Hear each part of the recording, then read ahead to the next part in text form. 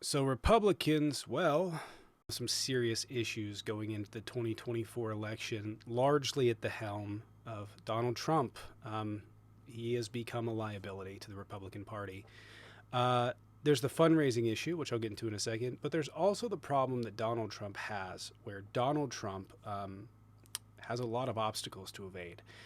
He has to somehow manage to dodge the Colorado case and being removed from the ballot, which I think that Supreme Court will remove. Hopefully, they put something in place that allows him to be removed from the ballot because the guy's a danger to the country. There's also the problem of, he's facing multiple criminal indictments. No, number one, this doesn't look good.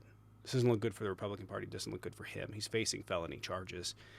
He has the Alvin Bragg case coming up likely on the 25th of March that will, for all intents and purposes, likely convict him and give him felonies that will remove him from, not remove him from the ballot, but the Republicans will drop him.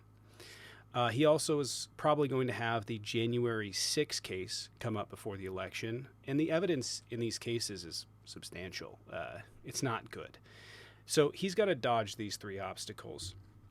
Is he going to? No, probably not. And he's in a situation where he keeps spending donor money on trying to stay out of prison. So fundraising is down. High dollar donors are down. It's just not good. In fact, I'll pull up the numbers for you really quick. The RNC reported its end of year fundraising totals, taking in $87.2 million in 2023 and ending the year with $8 million in cash on hand and $1.8 million in debt, as compared with $176 million raised in 2022 with $14 million on hand. That marks the lowest amount the party has raised since 2013, not adjusted for inflation, which makes it even worse. When it raised $80.7 million and the least amount of cash it had on hand at the end of the year since it held $5 million in 2014. Democrats outraised them, raising $120 million and ended the year with $21 million cash on hand. The Republicans and Trump have raised have approximately $41 million cash on hand, and the Democrats have $67 million. That's coming from Forbes. It's not good for them. You're going to go into the back half where they can't replace him as a candidate, and they're going to be stuck with a guy with felonies. That doesn't look good. People don't want to vote for a felon. You also have this problem where the Republicans are vastly unorganized and unsure what they're doing. Say what you will about Kevin McCarthy, but he limited the damage in 2022 to a minimum. Mike Johnson has no idea what he's doing. And you're going to have a situation where the Democrats are going to have more money. They're going to have a more robust campaign, and the money's going to continue to come in. Donald Trump's going to be outspent in pretty much every single district in the country. And he has to somehow evade all this. I know that people think that like this money doesn't have that much of an effect throughout the country, but the reality is contacting people that have previously voted, making sure that they show up to vote is incredibly important. And Donald Trump just is not going to have that viability. Like he's not going to have the money to do that because he spent most of his money on staying out of prison. So it's not instilling a lot of money and confidence in donors.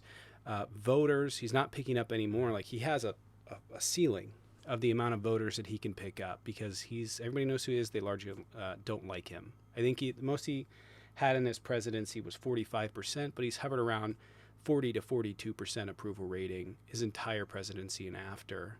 By comparison, Joe Biden was 55%, and I don't know, he's somewhere around 40 right now. So he is low, but there's a higher ceiling that Joe Biden can reach over Donald Trump.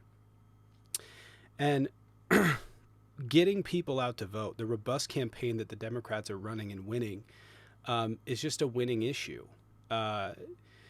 The ability to get out, 2 to 4% of the vote by contacting when the Republicans aren't going to be completely handicapped, but they're definitely at a disadvantage, is pretty significant. 2024 too for the Republicans is going to be really bad, all things considered. They don't have a policy platform. They voted against the border deal. The policies that they do have are incredibly transphobic, incredibly anti-LGBTQ, and Roe v. Wade is still going to play a large, enormous part in this. And the Democrats need to recognize this. The Democrats have been beating the polls every single year since 2020 and continue to. So the Democrats really need to focus on, like, the divisiveness of the Trump administration and just attack him. I don't think the Republicans have really anything to run on. Um, yeah, so have any policies to run on.